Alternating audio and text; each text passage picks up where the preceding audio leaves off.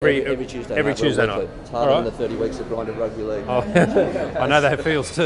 All right, mate. Can everybody hear me around the lunch table? Back there? Excellent, excellent. Thumbs up. All right, so welcome to our Wellness Wednesday event. This week I just want to start by saying thank you to Todd Greenberg for being here. Without the event today, thank you to all of you in the audience. It's great to see you come out of the busy days and actually part of the really community. And also to try to form a very beautiful space and making these lunchtime events possible. So I want to start by saying that for most of my life I've absolutely hated football. I grew up in a family where football was on. It used to be like nails scratching down the whiteboard to me. I didn't want to turn it off or get to the opposite end of the house. And then fast forward a few years and I gave birth to a son. He happens to absolutely love football. He also happened to be very, very good at it. So for every trial he went to enter some new rep team, he actually made it in. Most of the last 7 years of our lives travelling the country from Darwin to Adelaide to New Zealand to Walker and Victoria, everywhere in between, literally just to watch football. And I have to say that it's a game that I've learned to love. He's learned so much in terms of communication, camaraderie, leadership, state management, how to win and be humble, how to lose and retain self-worth. And I really am very grateful to be able to do that. So, as a mother, however, one of the concerns that I do have is around some of this bad behaviour across the coast that we see kind of popping up. And so when I heard that Todd was taking such a strong leadership position around domestic violence and the off-field antics that we've seen over the last few years, I really wanted to reach out and invite her to come along. So I think we're really fortunate to have him here today. I think it's great when leaders make tough decisions and throw their weight behind them. And so, again, thank you for coming here today. I'm going to ask you to please give us a really warm, loud round of applause. Thank you. Good afternoon, everyone. Thank you very much. Very rare I get a round of applause, so I'll take that anywhere I go. I've got a job that everywhere you go, people will give you what I call feedback. It's effectively a job that everyone tells you how to do your job better. And it's a very public-facing role, probably something that I underestimated when I first jumped into this, because everyone has an opinion, and people have an opinion because they're passionately and emotionally engaged with what they watch. It's a unique product, it's a unique offering. I'll talk a bit about that today. I'm delighted to see a really diverse group of people join us for this 15 minutes. A really diverse, looks like diverse in age, and it's great to see a really strong gender split. That really pleases me as I talk to groups like this about some of the challenges we face. If you've come today to talk about referees and judiciary and the intricacies of the game, you're going to be sadly disappointed. I don't intend to talk much about that. But what I will talk about is at a macro level some of the challenges, and also to try to challenge you a little bit, whether that's personally or professionally, about some of my own thoughts and values and how we're instilling those through rugby league. Let me start by just sharing this with you. Last year I was fortunate enough to be in London to speak at an international sports conference, and I had to speak to 1,000 people. And when I walked into the room, what really surprised me, I'm not sure if anyone's had this experience before, but when I walked in, about 600 of the 1,000 had headphones on. And they were non-English speaking from all over the world, and so there were 600 people about to listen to me through a translator. Has anyone ever spoken to an audience in that forum before? Yeah, it's very unusual. It's the first time for me, and of course it wasn't in my briefing, so I didn't know it was happening. So I jumped in, and what you'll hear from me today is I don't like to read notes. I like to tell stories and give you experiences. So I had a really good, I thought it was a good story to open this presentation. 1,000 people, 600 through the earphones, and I told what I thought was a really funny joke. And when I landed the last part of the joke, which I thought was funny, there was just silence in the room. And then there was about a 5-second delay, and then all the people in the headphones just started laughing their heads off. And I couldn't figure it out. So I went through my presentation, and I had one more little nugget of gold at the end, which I thought was hilarious. I landed it as well. Again, silence. delay and then this huge laughter again from the people in the headphones. When I walked off the stage, I found the translator and I went up to him and I said, "I've got to ask you, what did you say through the translation?" And he said, "I just said, Aussie guy telling joke, hold, laugh now." That's a true story. So those 600 think I'm hilarious without knowing why. If you can flick the first slide for me. I share this picture with you, and I've got no slides other than a couple of images, and I'll talk to some of the images and the reasons why. For those who follow footy and rugby league closely in the NRL, this is a picture of the 2015 grand final in the last minute of the last part of the season. And if you look up on the video screen at the top, you'll see 0-0-0-0. That's the last moment in the last second of the last game of the year. And I remind a lot of the people who work inside our business that every moment matters. Every single moment that you have in front of a fan, a sponsor, anybody you get to connect with, whether you're a player or a staff member, you have huge responsibility. And so this image to me tells me a number of different things. One is that every moment does matter, because what happened here is this guy scored a try to level the game in the last moment of the last game of the last season. What it also does is it picks up for me the emotion and passion at the highs and the lows of what our sport can produce. It is absolute ecstasy with some players in a white jersey and complete despair for somebody else. And every weekend when our players run out, we will have 8 clubs who love the game because their team win, and 8 clubs and fans who see their team lose and the world can be falling apart. And outside of their own family, some of these people rely on the sport and rugby league to lift them up, particularly in communities that are less fortunate than many of us who stand in the room today. And so I use that image very purposely to look at all of the challenges that we face as a sport. If you can go to the next one for me. And again, I put this one up because it talks to the incredible athleticism of what players who play in the modern game really do. And I look at this also through the lens of one of our aspiring female referees who's about to make what will be a game-defining split-moment decision that everybody else through most communities will decide whether it's right or not with the benefit of hindsight. Next one. I put this up because it's important that we laugh at ourselves as well. This is effectively me and my counterpart in the AFL dealing with some of the challenges that we have had over a long period of time in our sports. And I put this up to reference the fact that as a young man growing up in a stable home environment, having dinner at home every night with both my parents and my brothers at a table, going to a good school and ultimately going to a good university, I took that for granted. I thought everybody did that. And for a lot of people standing here today, a lot of us take that for granted. But I can assure you that a lot of the young footballers that come through our systems have not been afforded many of the privileges many of us today take for granted. They didn't come from a good family. They don't come from a family that had dinner together. They haven't come from good education. Quite often they come, as I described openly, they come from a long way back. And we as a sport have a huge duty and care and investment and resources to help these young people develop themselves when sometimes they have a whole chapter of their life that is missing. And that's not an excuse for anything, but it's a challenge for us in a very diverse environment.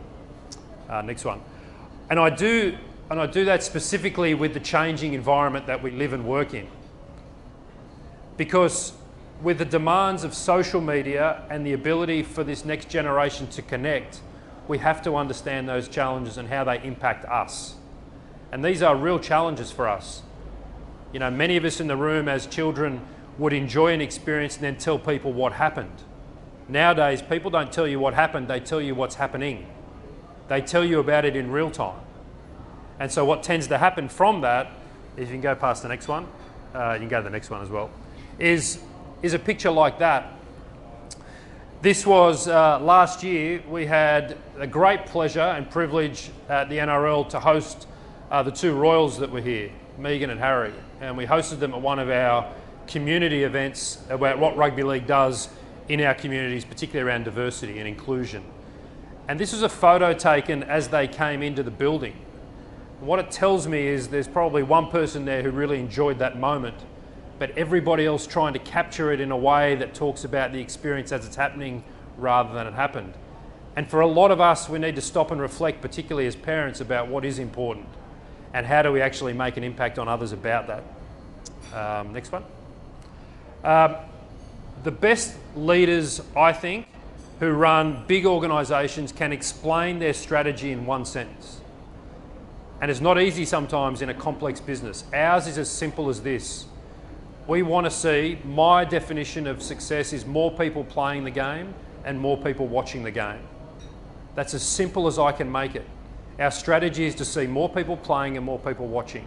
More people playing means lots of participation at every level, boys and girls, contact and non-contact.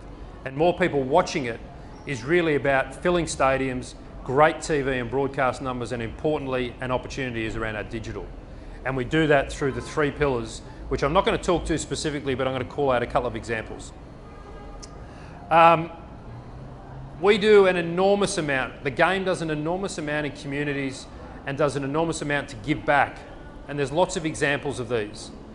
But to highlight just one of them is around a time of the year, every season, if you see it, where our players will run out on broadcast television with a beanie on their head supporting Beanies for Brain Cancer. It's from a former player who is still alive, Mark Hughes, who's running the Mark Hughes Foundation.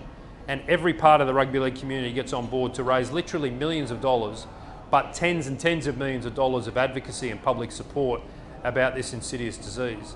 So the reason I'm raising this is the game's greatest strength is quite often the game's greatest weakness. What I mean by that is when we stand up and talk about an issue, we have an amazing ability to cut through. If we walk out the front of Martin Place today and I stand there, we will have every newspaper, every journalist, and we'll be leading on the news. If it's a good story, that's a great strength. If we make a mistake or one of our players does something that's outside the game's rules, governance, or community expectations, that same level of strength comes crashing back on top. We have to understand that as a game, that our strengths and our weaknesses go together and you can't enjoy one without the other. And this is a great example for those who were around near the, I think it was 2016 grand final. We hired this gentleman by the name of Macklemore. Some people in the room's probably on their playlist. It wasn't on my playlist, so I can assure you, leading in. And this came at an opportune time as marriage rights were coming forward, same-sex marriage debate in this country. And the lead into grand final, we had him ready to sing, and I woke up on one of the mornings leading into our grand final, and my media director said to me, "It's going to be a difficult day, Todd." He said, "Bob Catter, Pauline Hanson and Tony Abbott have all come after you personally." I said, "Well, if they're coming after me personally, I must be doing something right." And as a sport, we had the ability to stand up and stand up really straight and say inclusiveness is one of only 4 values that we hold in the game. But inclusiveness is more than a word on the wall. If you're going to have values, you've got to value your values. And so we said we've got an opportunity here to stand up and showcase not just what the word is, but what it stands for. And we put this guy front and centre. We weren't making a political speech. We were just saying that inclusiveness is part of who we are and what we stand for. And we're going to live by it, and we're going to breathe it, and we're going to do something about it. And we came in for untold criticism. I personally took huge criticism for it. In hindsight, people all now say what a great idea it was at the time. But at the time, leadership means standing up and doing what you believe in, irrelevant of what the criticism might be at that particular moment in time. And I reflect on the day of grand final, and I haven't shared this story with too many people, but on the day, I was anxious about making sure this wasn't a political stunt. I was anxious about giving the 85,000 people inside the stadium and the 4.5 million that were about to watch it on TV a great show, which is what he was here to do. So I asked to go and meet this gentleman who I had never heard of and I really didn't know, but we'd booked many months in advance. So I went down into the dressing rooms beforehand and I was introduced to him. I opened the door to the room and I was expecting a heavily tattooed rapper with gold chains and a baseball cap backwards. That's what I was expecting. And this gentleman walked towards me in a pair of chinos and a collared shirt. He put his hand out and he said, "Mr. Greenberg, it's lovely to meet you." He said, I'm absolutely honoured to play here at the Australian Super Bowl. That's what he said. And he said, I watched a press conference that you did in LA on my way here. And he said, I'm proud to stand next to a sport like yours. And he said, I'm going to give these people the greatest show they've ever been to. And I looked at him and I was looking around to think, is this the bloke or is this his manager? But it was him. That's what he said to me. He said, I understand the gravity of the situation. I understand how important tonight is. I won't let you down. Thanks for having me. It's pretty cool. He's now on my playlist a fair bit, actually, much to my teenage kids' amazement. I put this picture in because for a lot of people, this is the reaction a lot of people decide to get in times of strife and difficulty. It is an easy out for a lot of people. We see it a lot in politics, in leadership, and I'm passionate about this. Leaders have to stand up. Leaders aren't there to be popular. Don't get these things confused. People get them confused all the time. Leadership and popularity are different commodities. They are fundamentally different. If you want to do a job like mine, you will not be popular. Don't aim to be popular. Stand up straight if you believe in something. If you have values, stand up proudly behind them. But putting your head in the sand and hoping it'll go away is not a strategy I recommend, although we see it far too often. Everyone tells me they're busy. You're busy, I'm busy, but we all have priorities and choice. And again, I put this up to demonstrate how fortunate every single person who's standing here today in their lunch break has the ability to be busy, but has choice and priority to make. And again, this is a message I drive through my own staff. We are so fortunate to be in the privileged roles that we all have. Let's never underestimate that potential value. Here's my only question for you, and this is much more personal than it is professional. It can be professional, but when I ask you this question, I'm going to stop for 15 seconds and just let you think about it. The question is simple. When was the last time you did something for the first time? I'll say it again. When was the last time you did something for the very first time?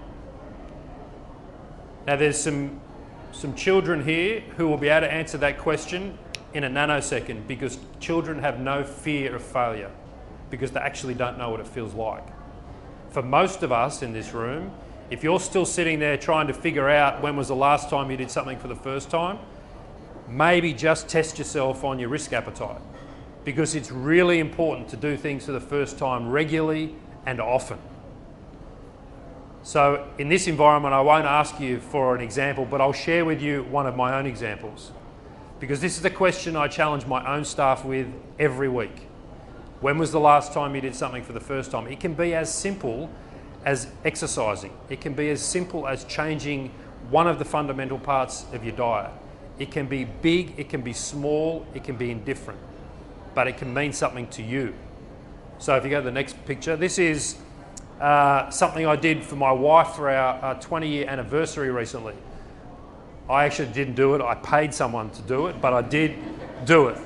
And I set this up, we went away, and that's what I did. It's the first time I reckon I've done something romantic, probably not inside the whole 20 years, but for a good chunk of the last 10.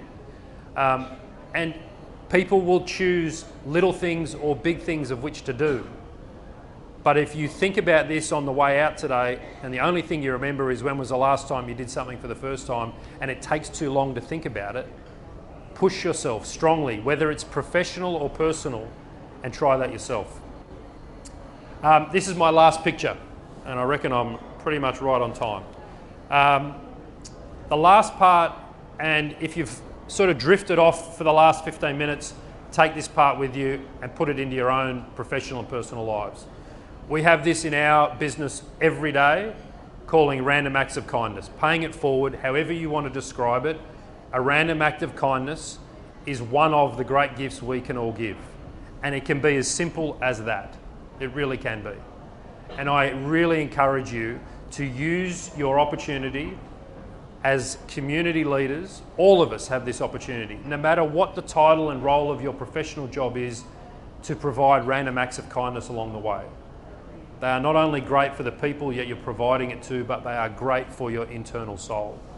We question ourselves regularly inside our building about what have we done for a random act of kindness. It can be that big, it can be that big, but never let the opportunity pass you by to be that person in that photo doing something as simple but as meaningful as what you see.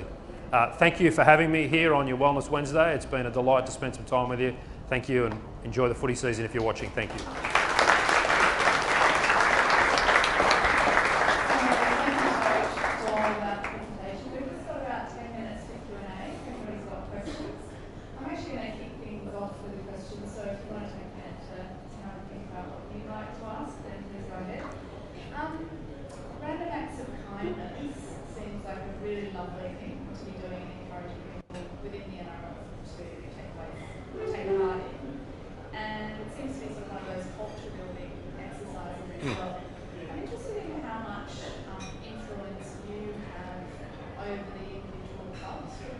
Because from what I know, there's like a huge discrepancy between when I know some of the really kind of professional clubs like the Roosters, the Broncos have a very different culture to some of the, let's say, not as professional clubs. So I'm just wondering how much you, as the kind of overarching umbrella organisation, how much influence you have over the individual clubs.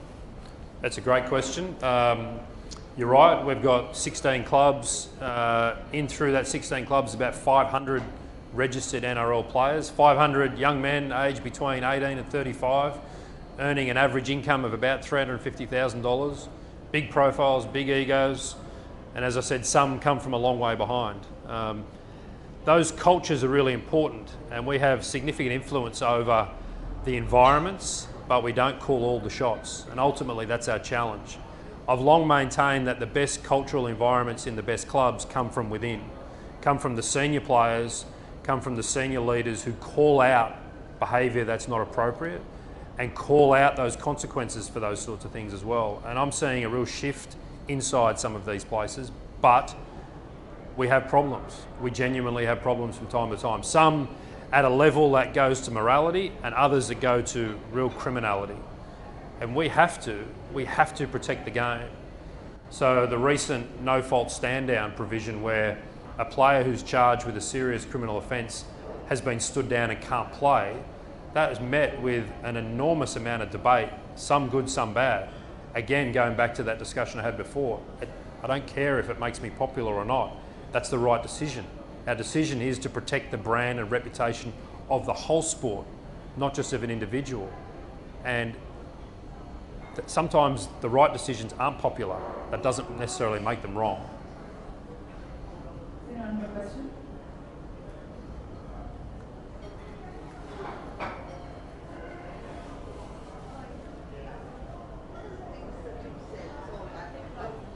Over 18 up, basically, for the rec players.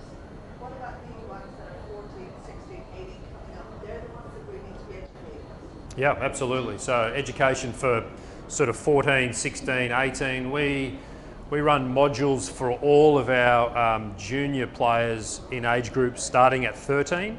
So it runs 13, 15, 17, 19, and then ultimately 20s is usually the transition into professionalism of the NRL. And they're modules of learning effectively. And as I was saying before, when I say they come from a long way behind, what I'm really saying to you is that there's a lot of developmental and social learning that has probably been had through our normal backgrounds that maybe a lot of these kids haven't. I mean, I've seen players get handed a piece of paper, and if a player then says to you, I'll bring that back tomorrow, that's the first red flag for one of us to say there's a literacy and numeracy problem. So I've seen young men playing in the NRL and they have been unable to read and write. I've been to Bankstown TAFE and watched a young footballer graduate from literacy and numeracy. And on the same week, I was at Sydney University watching one of our players graduate from an MBA. And I can't think of another vocation that has the highs and the lows of that education challenge. It's a really distinct challenge. But the short answer to your question is, the more we do at the base level, the better outcomes we're going to get at the top level when they make it. And it's a pyramid because it gets thinner and thinner and thinner as it gets to the top, because the best shine in an elite sporting environment. Is there another question?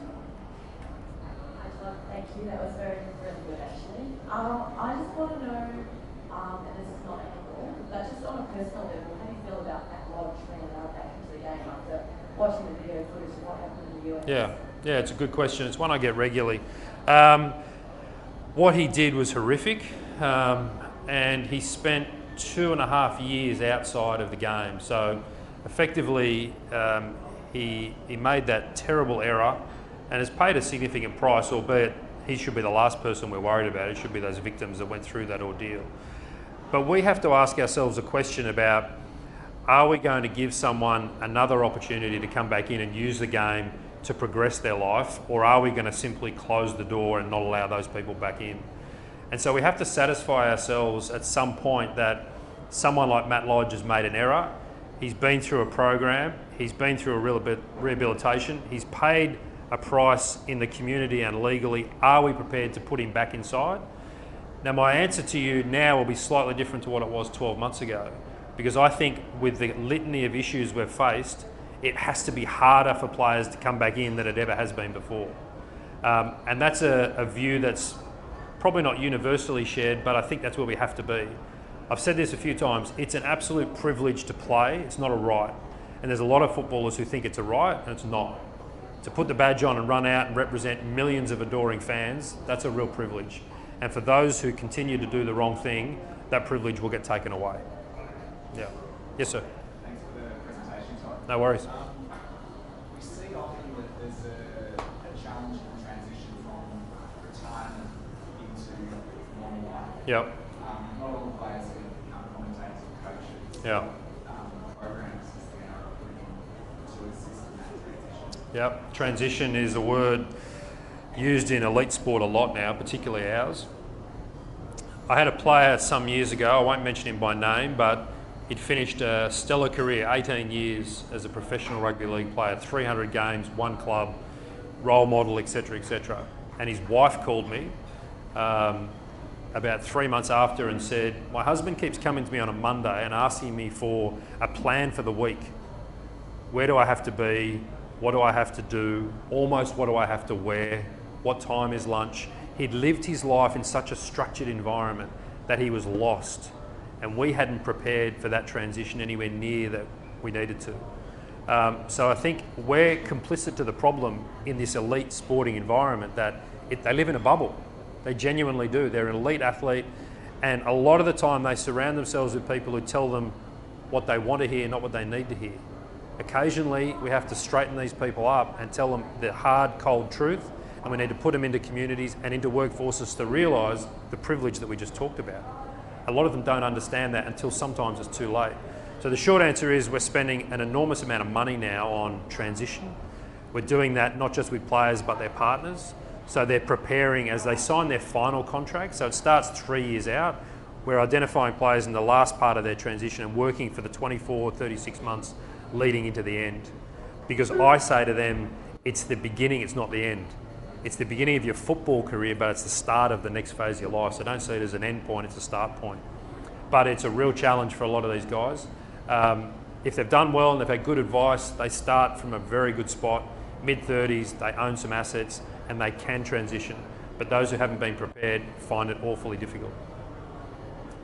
Probably have time for one, maximum 2 more questions. Yeah.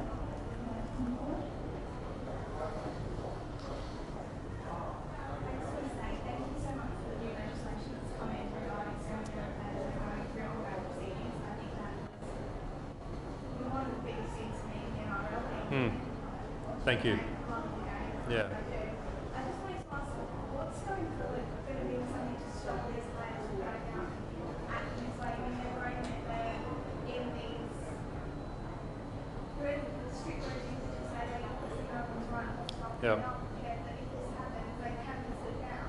It doesn't seem to be enough. Is there anything else the NRL's going to do to stop this? Yeah.